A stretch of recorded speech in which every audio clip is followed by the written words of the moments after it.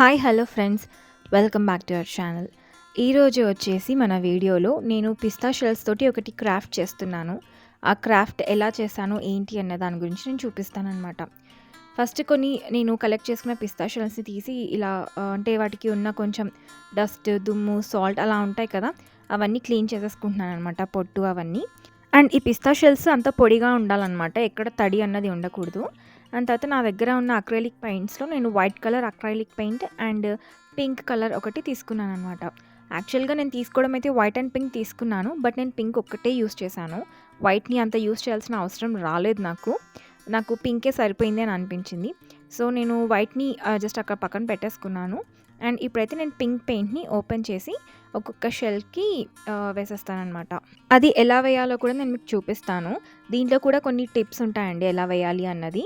And నేను ఇక్కడ వచ్చేసి బ్రష్ సైజ్ వచ్చేసి నేను కొంచెం సన్నగా ఉన్నదే తీసుకున్నాను అనమాట. అంటే మరి 0 సైజ్ అలా కాదు, ఒక 2 సైజ్ అలాంటి బ్రష్ సరిపోతుందన్నమాట ఈ వీటిని పెయింట్ చేయడానికి. అండ్ ఇక్కడ మీరు చూడొచ్చు, నేను ఫస్ట్ వెనకల వైపు అంటే మనకు 2 సైడ్స్ ఉంటాయి కదా పిస్తా షెల్కి, దానికి ఎత్తుగా ఉన్న వైపుని నేను పెయింట్ చేస్తున్నాను అనమాట. అండ్ ఫస్ట్ అన్ని పిస్తా షెల్స్ అన్ని నేను పెయింట్ చేసేసుకుంటున్నాను. అండ్ ఇక్కడ కొంచెం మీరు కోలగా పొడుగా ఉన్న పిస్తా షెల్స్ని చూస్ చేసుకుంటే మనకు లోటస్ ఫ్లవర్ అన్నది చాలా బాగా వస్తుందన్నమాట. నేను యాక్చువల్లీ లోటస్ ఫ్లవర్ చేస్తున్నాను ఈ పిస్తా షెల్స్ తోటి. అవి మనకు చాలా బాగా వస్తాయి అనమాట. కొంచెం వెడల్పుగా రౌండ్గా అలా ఉన్నవి అంత మంచిగా అనిపించవు. సో నేనైతే ఇప్పుడు ఇవన్నీ పెయింట్ చేస్తున్నాను, మీరు చూసేయండి ఒకసారి.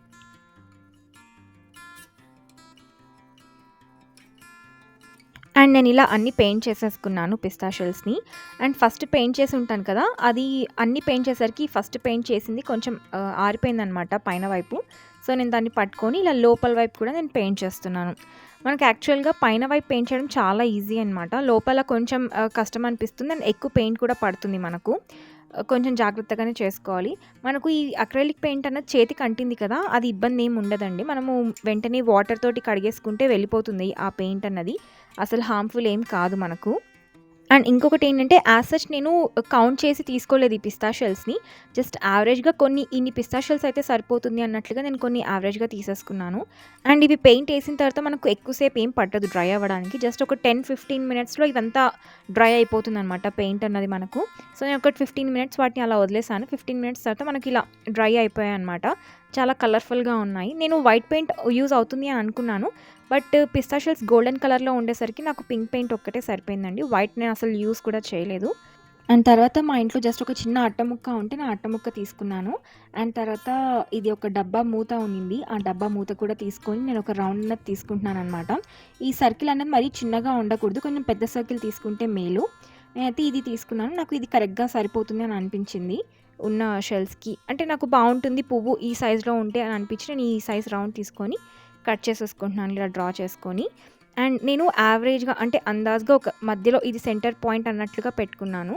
అండ్ బుద్ధుడి విగ్రహం ఒకటి ఉంది నా దగ్గర. నేను యాక్చువల్గా ఇది బుద్ధ పౌర్ణమికి బుద్ధుడిని ఫ్లవర్లో కూర్చోపెట్టాలి అన్న ఐడియాతో నేను చేస్తున్నాను అనమాట ఈ క్రాఫ్ట్ అన్నది. సో నేను బుద్ధుడినే తీసుకున్నాను. అండ్ బుద్ధుడి షేప్ వచ్చేసి అది కొంచెం ట్రయాంగిల్గా వచ్చింది కదా, సో అలా బాగుండదు అనేసి నేను ఒక సర్కిల్గా, అంటే బుద్ధుడి సైజులో ఉన్న సర్కిల్గా ఉంటే బాగుంటుంది అని చెప్పి ఈ డబ్బా ఒకటి టానిక్ అండి, సిరప్ది మా బాబుది, దాంతో నేను ఒక సర్కిల్ లాగా గీసాను. ఓకే సరే ఇదైతే బాగుంటుంది అని అనుకున్నాను. అండ్ ఈ సర్కిల్ కూడా కొంచెం పెద్దగా ఉంది, ఎందుకంటే బుద్ధ సైజ్కి మనం పెట్టేసాం అనుకోండి ఫ్లవర్స్ని, కూర్చొని అంటే ఆ బొమ్మని పెట్టి తీసేటప్పుడు కొంచెం లీవ్స్ ఏమైనా అంటే ఈ పెటల్స్ కొంచెం తగిలి కొంచెం అటు ఇటు వెళ్ళే ఛాన్సెస్ ఉంటాయి. బట్ కొంచెం పెద్ద సైజులో రౌండ్ తీసేసుకున్నాం అనుకోండి, మనం ఫ్రీగా పెట్టచ్చు తీయచ్చు అనమాట బుద్ధుడి విగ్రహాన్ని. అండ్ ఇప్పుడు నేను ఈ గ్లూగన్ యూజ్ చేసి ఒక్కొక్క పిస్తా షెల్ని అలా గ్లూగన్ని పెట్టుకొని ఒక్కొక్క పిస్తా షెల్ని నేను అతక పెట్టుకుంటున్నాను. అండ్ ఈ సెంటర్ రౌండ్ లైన్ ఉంటుంది కదా, దాంట్లో కొంచెం చిన్న సైజు ఉన్న పిస్తా షెల్స్ని పెట్టుకోవాల్సి ఉంటుంది మనము. మరీ పెద్దవి పొడువి అలా పెట్టుకోకూడదు అనమాట. పెద్దవి పొడివి మనం వెనకాల లైన్స్లో పెట్టుకోవచ్చు, బట్ ఇక్కడైతే కొంచెం చిన్నగా ఉన్న పిస్తా షెల్స్ పెట్టుకుంటే సరిపోతుంది, బాగుంటుందన్నమాట. చూడ్డానికి కూడా మనకు బాగా కనిపిస్తూ ఉంటుంది. నేను యాక్చువల్గా ఫెవికాల్ యూస్ చేసి కూడా పెట్టచ్చు దీన్ని, బట్ ఏంటంటే ఫెవికాల్ యూస్ చేసి నేను ట్రై చేశాను అలా కూడా, బట్ అది అతుక్కోవడం చాలాసేపటికి అతుక్కుంటుంది అనమాట ఫెవికాల్ తోటి. అంటే వెంటనే పడిపోతున్నాయి, అంత గట్టిగా వెంటనే ఇమీడియట్గా స్టిక్ అవ్వట్లేదు అనమాట. వేరే గ్లూగన్ తోటి అయితే మనకు ఇమ్మీడియట్గా స్టిక్ అయిపోతుంది. సో నేను గ్లూగన్ యూస్ చేశాను అనమాట, ఫెవికాల్ కాకుండా. అండ్ మీరు చూడొచ్చు ఇందాక బుద్ధుడి విగ్రహం కూడా నేను ఈజీగా పెట్టి తీసాను. ఎక్కడ ఈ పిస్తా షెల్స్ అన్నవి ఎక్కడ తగలట్లేదు బుద్ధుడికి కూడా. సో నాకైతే పర్ఫెక్ట్‌గా ఉంటుంది అని అనిపించింది. అండ్ ఇలా ఒక్కొక్కటి పెట్టుకుంటే చాలాసేపు అవుతుంది.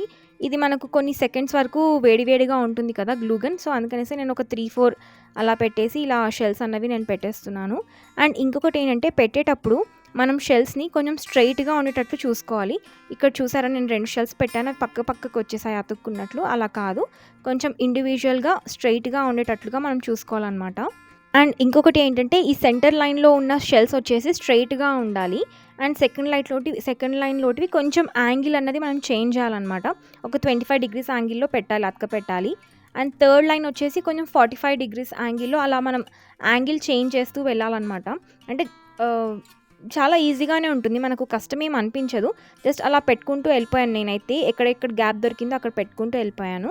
అండ్ నేను ఇక్కడ ఒక చేసిన మిస్టేక్ ఏంటిది అంటే నాకు రఫ్గా నేను సెంటర్ పాయింట్ పెట్టుకున్నాను కదా, అది యాక్చువల్గా తప్పైందనమాట. నేను మెజర్ చేసుకొని పెట్టుకుని ఉండాల్సింది. ఇన్ కేస్ మీరు ఎవరైనా చేసేటట్లుంటే జస్ట్ మెజర్ చేసుకొని సెంటర్ పాయింట్ని లొకేట్ చేసుకోండి.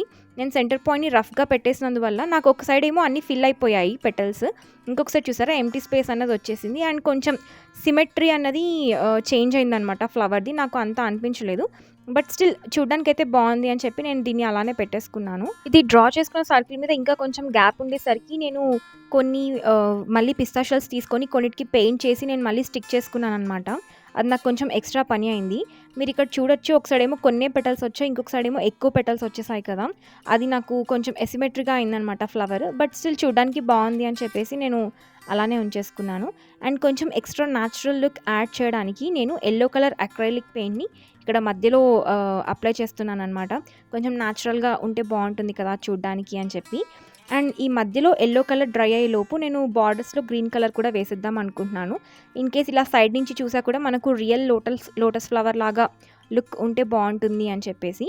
అండ్ ఈ గ్రీన్ కలర్ వేసేటప్పుడు కొంచెం జాగ్రత్తగా వేయాల్సి ఉంటుంది మనము, ఎందుకంటే ఈ షెల్స్ ఉంటాయి కదా పింక్వి, పెటల్స్ లాగా ఉన్నాయి కదా, ఈ పింక్ వాటికి అంటకుండా మనం గ్రీన్ కలర్ అన్నది వేయాల్సి ఉంటుంది. అది కొంచెం జాగ్రత్తగా చూసుకొని వేయాలి మనము. అండ్ ఈ గ్రీన్ కలర్ వేసేలోపు నాకు మధ్యలో ఉన్న ఎల్లో కలర్ పెయింట్ ఆరిపోయిందనమాట. సో నేను ఇంకా కొంచెం న్యాచురల్ లుక్ లాగా ఉండాలి, ఎన్హాన్స్ అవ్వాలి అని చెప్పేసి లైట్గా ఈ ఆరెంజ్ కలర్ పెయింట్ తోటి అలా డాట్స్ పెడుతున్నాను అనమాట. కొంచెం సీడ్స్ లాగా ఉండాలి అని చెప్పేసి. నాకైతే ఓకే పర్లేదు బాగానే ఉంది అని అనిపించింది, కొంచెం న్యాచురల్ లుక్ లానే అనిపించింది అనమాట. నేను రాగానే మా వారికి చూపించాను, మా హస్బెండ్కి, చాలా బాగుంది అని చెప్పారనమాట. అసలు ఈ పింక్ కలర్ అయితే ఇంత బాగుంటుందని నేను అస్సలు అనుకోలేదు.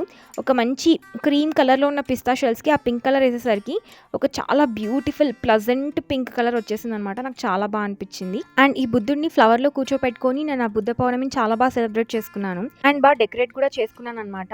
నేను దాని లింక్ నేను డిస్క్రిప్షన్లో కమెంట్ బాక్స్లో ఇస్తాను, మీరు ఒకసారి చూసేయండి ఆ వీడియోని కూడా. అండ్ మనం ఇలా బుద్ధుడినే కాదండి, ఇలా క్యాండిల్స్ని కూడా మనం పెట్టుకోవచ్చు అనమాట. క్యాండిల్స్ అంటే ఫ్లోటింగ్ క్యాండిల్స్ ఉంటాయి కదా, అలాంటివి పెట్టుకోవచ్చు అనమాట. రియల్ క్యాండిల్స్ పెట్టుకోవడానికి ఉండదు. అండ్ ఇలా ఆర్టిఫిషియల్ లైట్స్ కూడా మనం పెట్టుకోవచ్చు, ఇలా కూడా మనకు చాలా బాగుంటుంది. అంటే లైవ్గా నాకైతే చాలా బాగుంది. ఇక్కడ లైట్ ఎక్కువ ఉండడం వల్ల వీడియోలో అంత క్యాప్చర్ అవ్వట్లేదు ఈ బ్యూటిఫుల్నెస్ అన్నది, బట్ రియల్గా చూస్తే చాలా బాగుంది. కొంచెం చీకటి పడితే ఇంకా చాలా బాగా కనిపిస్తుంది అనమాట ఈ లోటస్ పువ్వు లైట్ అన్నది. అండ్ ఇంకొక ఇంపార్టెంట్ పాయింట్ ఏంటంటే మనం ఇక్కడ అక్రైలిక్ పెయింట్స్ అన్నవి యూస్ చేసాం కదా, సో అంతా అయిపోయిన తర్వాత, అంత డ్రై అయిపోయిన తర్వాత డెఫినెట్గా మనం వార్నిష్ అనేది తప్పకుండా యూస్ చేయాల్సి ఉంటుంది. లేకపోతే మనకు ఆ కలర్ అంతా కొన్ని రోజులకి పోతుందన్నమాట, అంత మంచి లుక్ అన్నది ఉండదు. ఎప్పటికీ అలా మంచిగా ఉండాలి అంటే వార్నిష్ అనేది చాలా కంపల్సరీ అనమాట అక్రైలిక్ పెయింట్స్ది. నేను వార్నిష్ యూస్ చేశాను, బట్ ఆ వీడియో క్లిప్పింగ్ అనేది నేను చేయలేదన్నమాట, నా దగ్గర అప్పుడు లేదు. సో తర్వాత తెచ్చి నేను యూస్ చేశాను. సో ఇది ఫ్రెండ్స్ ఇవాల్టి నా వీడియో. ఐ హోప్ మీ అందరికీ నచ్చింది అనుకుంటున్నాను. See you next video. Till then take care and bye.